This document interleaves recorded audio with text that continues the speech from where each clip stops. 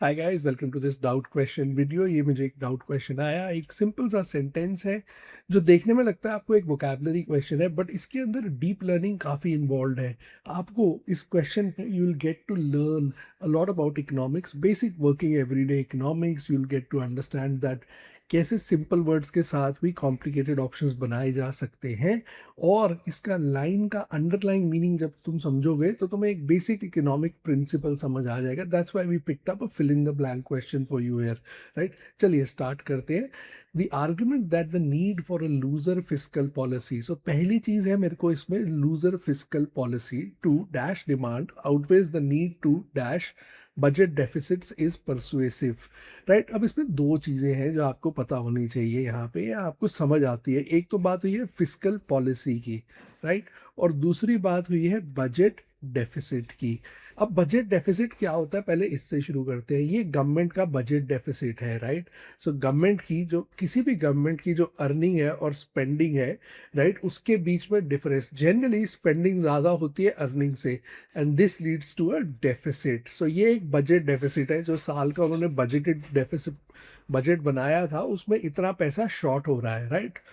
अब आप जब आप बात करते हो लूजर फिस्कल पॉलिसी की, लूजर फिस्कल पॉलिसी क्या होती है? लूजर फिस्कल पॉलिसी वो होती है कि आप पैसे के ऊपर जो आपका कंट्रोल है, आपकी इकोनॉमी में जो कंट्रोल है मनी और स्पेंडिंग के ऊपर, राइट, वो आप कंट्रोल टाइट ना रखो। आप उसको क्या करो, you spend a lot of money, the government will spend a lot of money.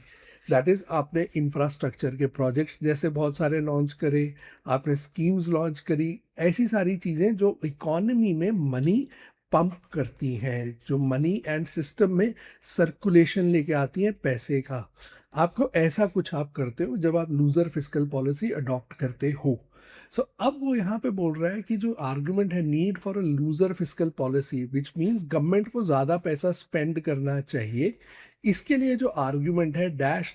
अब जब आप ये लूजर फिस्कल पॉलिसी करोगे, एक और चीज आप यहाँ पे देखो, जब आपने लूजर फिस्कल पॉलिसी करी तो क्या हुआ, आपने पैसा स्पेंड किया, पैसा स्पेंड किया तो सिस्टम में पैसा आया। इसका एक सर्कुलर इफेक्ट होता है, राइट। सो जितना ज्यादा पैसा सिस्टम में होगा, अल्टीमेटली उतना ज्यादा इकोनॉमिक ग्रोथ होगी, उतनी ज्यादा इकोनॉमिक ग्रोथ होगी तो उसके साथ साथ लोगों को उतना ज्यादा काम मिलेगा, जॉब्स मिलेगा, उसके because of that money in circulation demand increase होगी, राइट। सो पैसा आपको स्पेंड करने से, इसके साथ साथ एक चीज और बढ़ती है, जब आप ऐसे पैसा सिस्टम में ज्यादा कर देते हो, इन्फ्लेशन भी बढ़ता है। सो हमेशा इकोनॉमिक्स के अंदर ये डिबेट रहता है कि इन्फ्लेशन को कंट्रोल करे या डिमांड को स्टिमुलेट करे, राइट। सो दोनों अपोजिंग ऑब्जेक्टिव्स हो जाते हैं कई बारी। सो यहाँ पे उन्होंने डिमांड की बात करी। सब लूजर फिस्कल पॉलिसी है तो आप डिमांड को आप इंक्रीज करोगे। अगर आपको ये बेसिक मीनिंग पता है इकोनॉमिक्स का तो यू विल रियलाइज यहाँ पे आप बेसिकली डिमांड को इंक्रीज करोगे। इंक्रीज वाला ऑप्शन कौन सा है? असेस, आउटस्ट्रिप। आउटस्ट्रिप मतलब डिमांड को ही बाहर कर दिया आपने, जितनी आपको रिक्वायरमेंट थी उससे ज्यादा आपने डिमांड को बाहर कर दिया। स्टिमुलेट या रिस्ट्रेन, इनमें से सिर्फ एक ही ऑप्शन है जो पॉजिटिव डिमांड की बात करती है या डिमांड की ग्रोथ की डिमांड करती है, राइट। सो कि आपकी डिमांड ग्रो हो रही हो, वो है स्टिमुलेट। आपको रिमेंबर, पॉजिटिव सेंटिमेंट चाहिए, आपको डिमांड को ग्रो करवाना है। जब स्टिमुलेट करोगे तो आप बेसिकली कह रहे हो आप स्टिमुलेट डिमांड, मतलब डिमांड आपकी ग्रोथ हो रही है, आप उसको इम्पेटस दे रहे हो।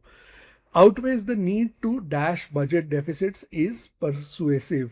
अब यहाँ पे आपके पास रिमेंबर दो ऑप्शंस थे, या तो आप डिमांड को स्टिमुलेट कर लो, लूजर फिस्कल पॉलिसी ले लो और आप इससे डिमांड को स्टिमुलेट कर लेते हो। दूसरा ऑप्शन आपके पास क्या था, आप बजट डेफिसिट कंट्रोल करते हो। बजट डेफिसिट कंट्रोल करने के लिए आप क्या करोगे, आप अपनी स्पेंडिंग को कंट्रोल कर दोगे, राइट। सो आप लूजर फिस्कल पॉलिसी के ऑपोजिट चलोगे।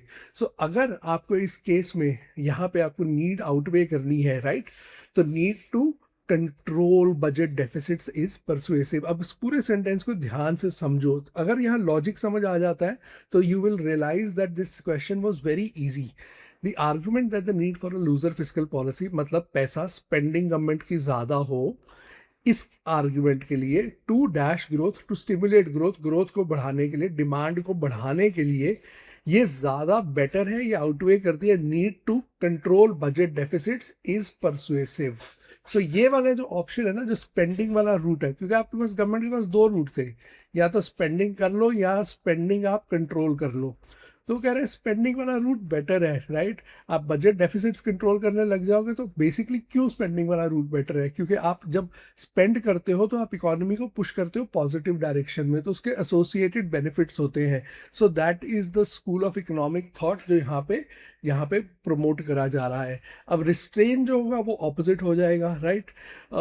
इलिमिनेट बजट डेफिसिट्स हो नहीं सकते, मिनिमाइज बजट डेफिसिट्स आपका फिट हो सकता था बट असेस फिट नहीं होता यहाँ पे, क्योंकि आप डिमांड को ग्रो करवा रहे हो, असेस नहीं करवा रहे, आउटस्ट्रिप नहीं करवा रहे, रिस्ट्रेन नहीं करवा रहे। Hence correct answer option number C. More importantly आपको यहाँ पे कनेक्शन पता चलता है, आपको फिस्कल पॉलिसी के बीच में आपको कनेक्शन पता चलता है, बजट डेफिसिट्स के बारे में आपको पता चलता है, कनेक्शन ग्रोथ कैसे होती है जब आप fiscal policy, loser fiscal policy करते हो। रिमेंबर, टाइटर फिस्कल पॉलिसी आप अडॉप्ट करोगे तो मतलब आप स्पेंडिंग कंट्रोल कर रहे हो, राइट। फिर आप बजट डेफिसिट्स की तरफ जा रहे हो, आप बजट डेफिसिट्स को कंट्रोल करना चाहते हो। लूजर फिस्कल पॉलिसी करोगे तो दैट मीन्स आपका बजट डेफिसिट बढ़ेगा, बट आप और डेफिसिट को you will try to overcome it by your increase in the overall size of the economy. ज्यादा टैक्सेस आएंगे, ज्यादा पैसा आएगा, सो उससे आप वो कवर अप करना चाहोगे अपनी स्पेंडिंग को। सो ये आपको एक बड़ा अच्छा इकोनॉमिक प्रिंसिपल एक छोटे से क्वेश्चन में, right, you get to learn. अब ये आप अप्लाई कर सकते हो आरसीज में, रीडिंग में, राइट। सो ये क्वेश्चन इवन तो एक फिल इन द ब्लैंक का क्वेश्चन है, इसकी आप लर्निंग आरसीज में भी अप्लाई कर सकते हो जहां पे भी ये इकोनॉमिक्स का कॉन्टेक्स्ट है। So that's how important this small little question was. Hopefully so you understood the question, hopefully so you understood the context as well. This is how you increase your knowledge, build your knowledge. Even with small little questions, you can have this magic, right, of increasing your learning exponentially. Thank you very much for watching this video and happy learning.